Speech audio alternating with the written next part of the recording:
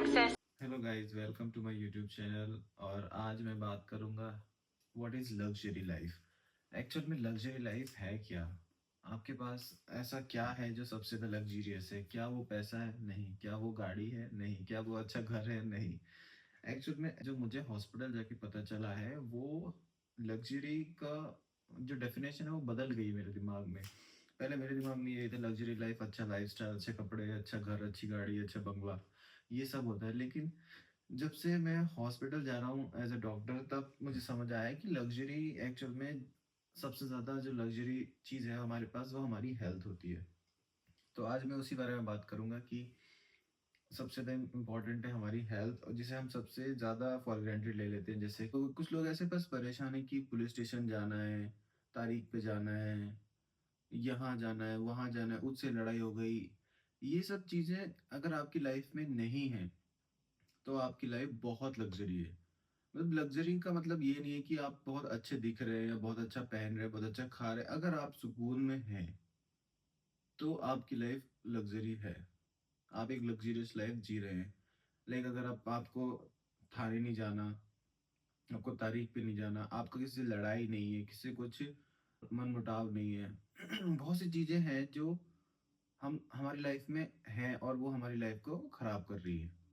मेरे कहने का पर्पस बस इतना है गाइस कि अगर आप सो पा रहे हैं, आप खा पा रहे हैं, अच्छे से सुकून से अपनी फैमिली के साथ टाइम स्पेंड कर पा रहे हैं, आप अपनी जॉब भी अच्छे से कर रहे हैं, आपको कोई स्ट्रेस नहीं है, आप कोई डिप्रेशन में नहीं है, तो ही आप एक अच्छी लग्ज़री लाइफ़ जी रहे हैं। Otherwise you are in stress, आप भी ट्रबल में हैं। जैसे रैट रेस है दुनिया, वैसे ही आप भी रैट रेस में हैं, और वो भी एक नेचुरल है, नॉर्मल चीज़ है। लेकिन अगर आप इन सब चीज़ों में नहीं हैं, अगर आप किसी से लड़ाई झगड़ा नहीं रखते हैं, आप पुलिस स्टेशन नहीं जाते हैं, आप ज़्यादा डॉक्टर के पास नहीं जाते हैं, तो आप एक अच्छी लग्ज़री लाइफ़ जी रहे हैं। जैसे आजकल हर दूसरा आदमी ओबीज़ है, मैं खुद भी ओबीज़ था पहले, अभी मैंने अपना वेट कंट्रोल किया है, मेंटेन किया है।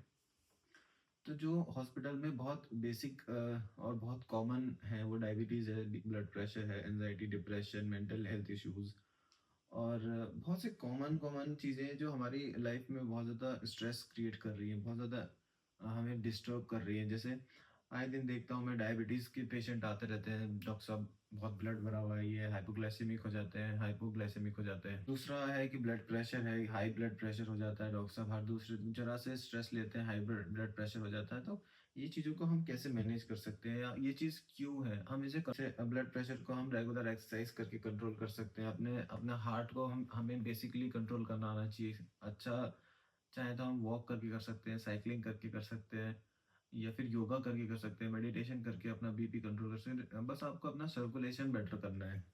उसके बाद ओबेसिटी है, एक्सरसाइज कर सकते हैं हम, इसमें कुछ नहीं है, हम अपना बस खाते रहते हैं। जंक फूड इज़ जो इसका मेन फैक्टर है। जंक फूड को हम अवॉइड अगर करें, मैंने भी बहुत खाया था। मेरा जो वेट था वो 83 समथिंग पहुँच गया था, तो नाउ आई एम 75। बहुत एक्सरसाइज की है। वेट गेन करना बहुत आसान है, वेट लूज़ करना बहुत मुश्किल है। कहते हैं कि आसान है, पर इट्स अ टफ टास्क। और एक पॉइंट मेरे पास है कि आजकल जब मैं हॉस्पिटल में देखता हूँ कि छोटे-छोटे बच्चे 10-11 साल, 15 साल, 18 साल के एंग्ज़ायटी के साथ आते हैं, डिप्रेशन के साथ आते हैं कि किसी का ब्रेकअप हो गया, किसी ने बॉयफ्रेंड ने छोड़ दिया, घरवालों को बता नहीं सकते, बस घबरा रहे हैं, साँसें फूलते हुए आते हैं इमरजेंसी में।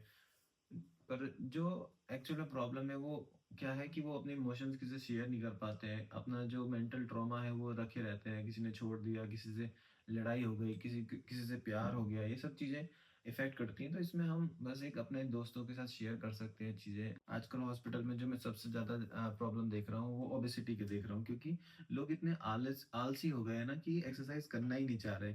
इतने हार्ट डिज़ीज़ आ रहे हैं, इतना मतलब सीएडी के पेशेंट्स आते हैं, इतना हार्ट फेलियर, हार्ट अटैक, ये सब जो है सिर्फ़ एक्सेसिव फैट की वज़ह से है। और अगर हम थोड़ी-सी अपना आलस कम करें, मतलब एक हम जो इतनी कीमती चीज़ है हमारी लाइफ़, जो ऊपर वाले ने हमें इतना प्रीशियस चीज़ दी है, उसको हम ऐसे ख़राब कर रहे हैं, जस्ट थोड़ा-सा आलस करके। तो मैं ये बोलूँगा गाइज़, प्लीज़, मतलब आप, मैं नहीं बोलता कि आप एक्सरसाइज़ करो, बॉडी बिल्डिंग करो, आप स्टेरॉइड्स लो, आप प्रोटीन लो। आप फिट रहने के लिए अगर एक्सरसाइज़ करेंगे तो that will be much better. मतलब एक एक डिफरेंस दिखता है। जैसे हम आजकल देखते हैं जो एक्टर हैं, जो एक्ट्रेस हैं, जैसे रेखा है, वो ऑब्वियसली चलो ड्रग्स लेते होंगे, वो जितने भी दवाइयाँ लेते होंगे, एंटी एजिंग लेते होंगे, लेकिन क्या आप एक नॉर्मल उस एज की नॉर्मल आंटी को खड़ा करो और रेखा को खड़ा खड़ा करो, उन दोनों में आपको ज़मीन आसमान का फ़र्क दिखेगा। वो इस सिर्फ़ दवाइयों से नहीं है, सिर्फ़ ड्रग्स से नहीं है वो है एक exercise, regular exercise, balance diet और उनके जो लाइफ़स्टाइल है, उससे इफ़ेक्ट करती हैं चीज़ें। अगर आप अपने घर पे ही 10 से 15-20 मिनट एक्सरसाइज़ करेंगे डेली मॉर्निंग में, इवनिंग में या फिर जब भी आपको टाइम है, तो आप फिट रह सकते हैं। मेरा मेरा कहने का पर्पज़ ये है कि जो सबसे अपनी प्रीशियस चीज़ है, लाइफ़ जो जान है हमारी, उसे सँभाल के रखें हम तो ज़्यादा बेटर रहेगा।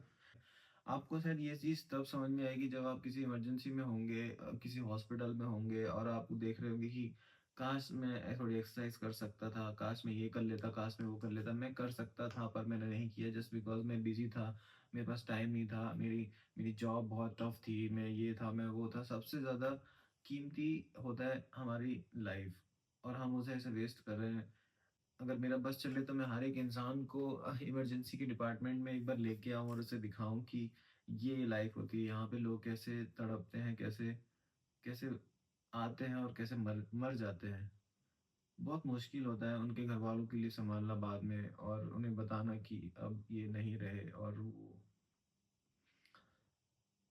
तो गाइज़ आज का पर्पज़ यही था कि मैं लग्ज़री बता सकूँ। मेरे हिसाब से लग्ज़री का मतलब आज से यही है।